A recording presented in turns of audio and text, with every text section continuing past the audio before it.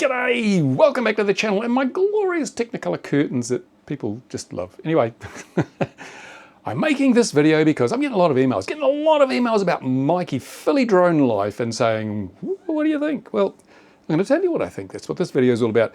Now, Mikey, he's done things that I wouldn't do, I've got to say, because one of the questions people are asking is, do you support Mikey? Are you condoning what he's done? And I have to say, well, in some ways I am, but mostly no. I would not be flying. In fact, you'll never find any footage of me, or you will never find me any time flying over a city, flying over cars, over people, over buildings that I don't own. It's just not what I do because I'm not comfortable with that level of risk. It's a very, very, very tiny level of risk, but I'm too old to be doing risky things. You know, I want to make the most of what time I've got left. Now, Mikey's a different guy. Mikey is larger than life. I mean, I've spoken to Mikey outside of the live streams and things, and he is a very complex character, I think it's safe to say.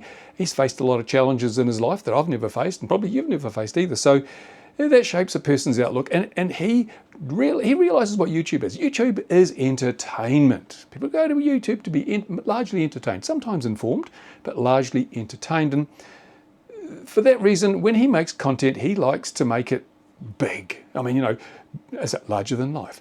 Which means that sometimes what you see isn't what you get. Now, I do a little bit of this myself. You've seen my videos where I put signs on things that don't exist, and I use visual effects, and I change stuff and camera angles to make things more interesting than they might otherwise appear. Sometimes stuff you see didn't even happen. It's completely fictitious. And as I say, video is not evidence. You can never use video as evidence because these days with AI, it's so easy to fake videos. You can get generative AI to produce a video of anything you want and it will never have actually been a thing, just completely fictitious. So it's very dangerous for anybody, especially a regulator, to use video as evidence. Now they allege that Mikey's flown too far, too high, too close to buildings. I don't know. I'm not here to judge. I haven't seen a lot of Mikey's videos, I've got to say. But from what I have seen, he does push the boundaries a bit. On the other side of the coin, we've got to look at, is what he's doing really as risky as we are told? If it was as risky as as the regulators say, FAA says, this is all too dangerous, that's why we've got regulations. Well, from what I can gather, he's been doing this for many years. I don't see a pile of body bags in his bedroom. I don't see anyone suing him for damaging their property. The thing is that, the thing that gets me angry is that regulators lie to us about the level of risk. They do, they lie to us. They say, oh, you can't fly a drone near a building? Too dangerous. Well, how does that work? And they say, you can't fly a drone anywhere near an airport? Too dangerous. Yet we know from evidence that the likelihood of a drone colliding with an aircraft is incredibly low. And even when they do, the outcome is maybe expensive, maybe disfiguring for the aircraft and destructive to the drone, but people have not died. And the interesting thing is that most of the documented cases where drones have collided with aircraft are as a result of police flying drones.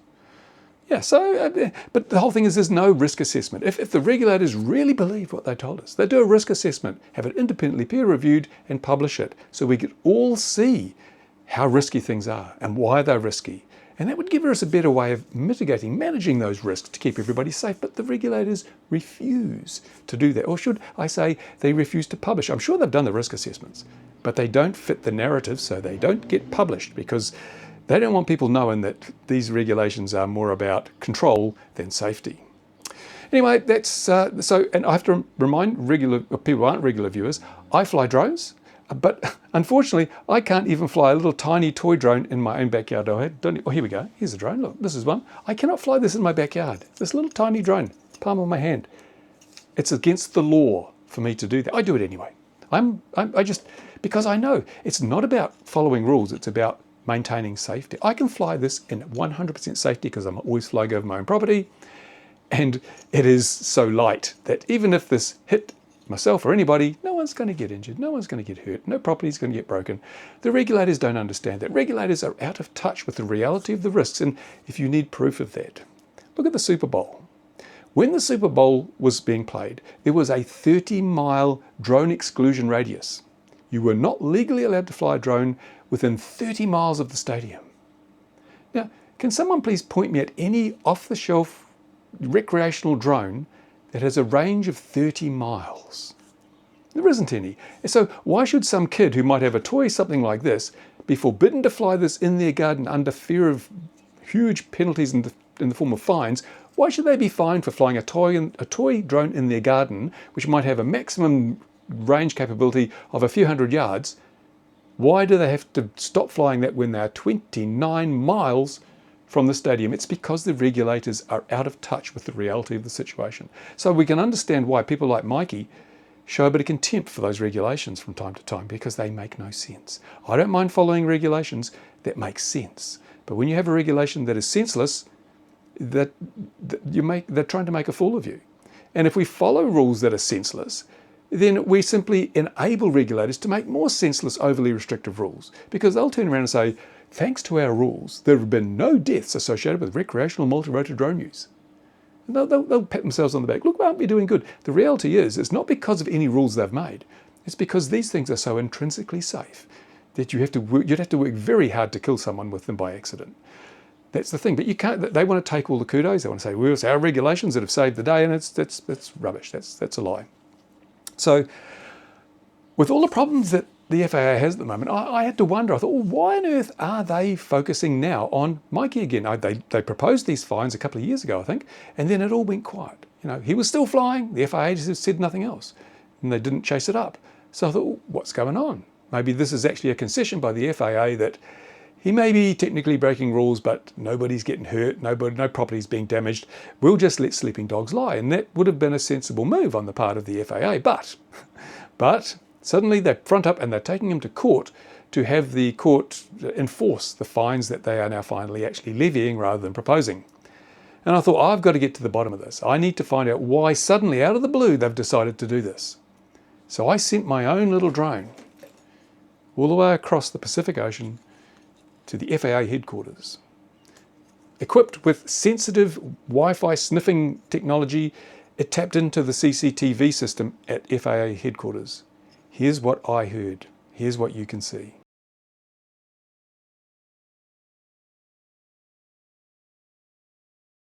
Hey boss, we're getting hammered by the media over the Boeing situation. Yeah, I know, this is not good. Get Cynthia from Public Relations up here. We need to do something about this. Hi, I'm Brian from PR. What do you need? Where's Cynthia? Well, you remember the Christmas party we all went to at Boeing? Yeah? Well, she still hasn't recovered from the hangover. What about Alan from PR? Where's he? Oh, he's still on that Boeing retreat in Tahiti. He won't be back until April. You'll have to do. We've got a problem. The public is very upset about the MAX 9 situation. Don't forget all the other crashes we've had this year. I mean, even the freeways aren't safe. Planes are falling on the freeways. There's aircraft falling out of the sky all over the place. We're in trouble. Yes, things look bad. What can you do to fix this, Brian? Well, there's one thing we could do. You mean fix the problems with Boeing? Shut up, Ken. That's not why we're here. We need to find a distraction for the public and show them how good we are as a regulator. Any ideas? Hey, why don't we make an example of a drone pilot? Those guys are pussies. They never push back. It'd be so easy. Great idea, Ken. What about that PhilyDroneLife guy? Didn't we have some association with him a while ago? Haven't we already proposed some fines? I think you're onto something there, Brian. We could just ask the courts to enforce the fines that we proposed against this PhilyDroneLife guy.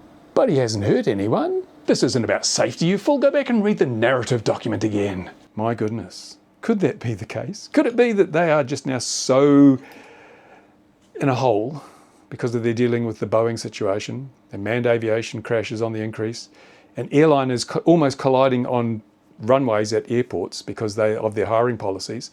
Could it be that they feel they're so far down a hole, their only hope is to divert the public's attention? Look at this guy, a rogue drone operator, and we're fixing it by fining him $182,000. Aren't we good now? Forget about Boeing. Forget about the hundreds that died in the original MAX 8 problems. Forget about the doors falling off the airliners.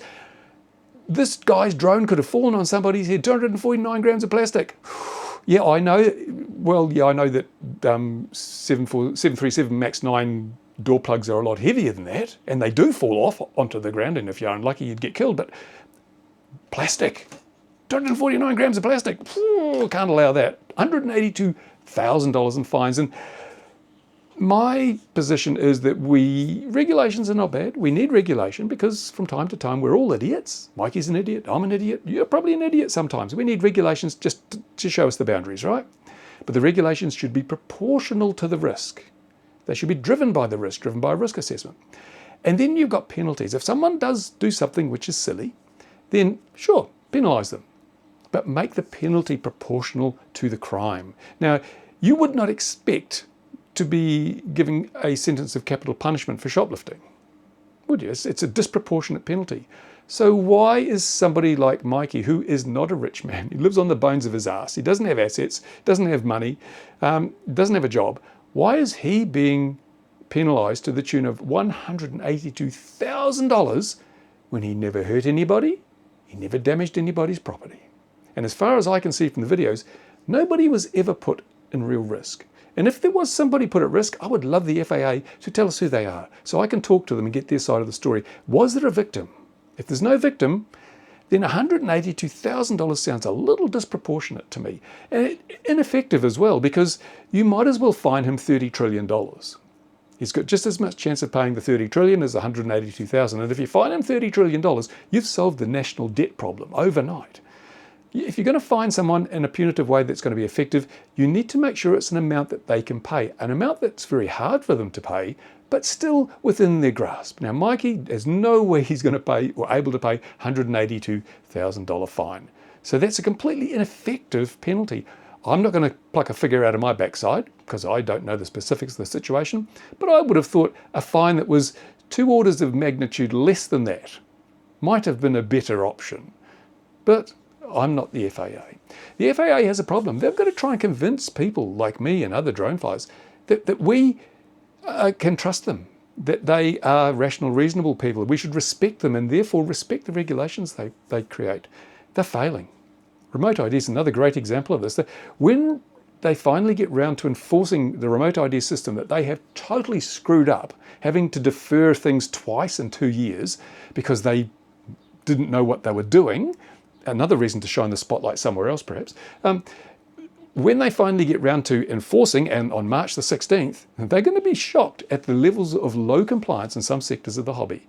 People just don't care. They don't see the rationale for remote ID on drones and model aircraft at a time when we have manned aircraft colliding and killing people because ADS-B is not mandatory. Why make remote ID mandatory on toys while you still have manned aircraft crashing into each other for the lack of ADS-B, the full-size equivalent of remote ID? This makes no sense. And people realize that, and people have no respect for a regulator that makes such nonsensical regulation. And that's going to bite them on the ass because people are going to say, stuff you, we're not going to follow your rules, just like Mikey did. And so fining them won't help. You can fine all the people you want, but it's going to worsen the situation. The only way you get compliance is through respect. And the only way you earn respect is to produce regulations that are proportionate to risk and penalties that are proportionate to the crime. You have failed on all accounts, FAA. So that's where I stand on this. And I don't endorse what Mikey does. I understand why he does it. I'm guilty of it myself. And I think the ball rests firmly in the court of regulators who are doing a very, very, very poor job. And I believe are using this as an opportunity to try and distract everybody from the really big issues. The issues that have already cost hundreds of lives from the hands of Boeing and stand to cost many more. Well, there you go. Probably made a few more enemies in the halls of power. I don't give a damn. Comments? Am I right? Am I wrong? Do you agree? Do you disagree? Go down nearby my man parts and tell the world what you think. If you like the video, give it a thumbs up. If you don't, give it a thumbs down. If you're not a subscriber, I can't believe it. You're not a subscriber? Anyway, there you go. That's it. I've got to get on. So much to do. Bye for now. Overregulation is like a tumor. It's killing our hobby. It must be terminated. Now!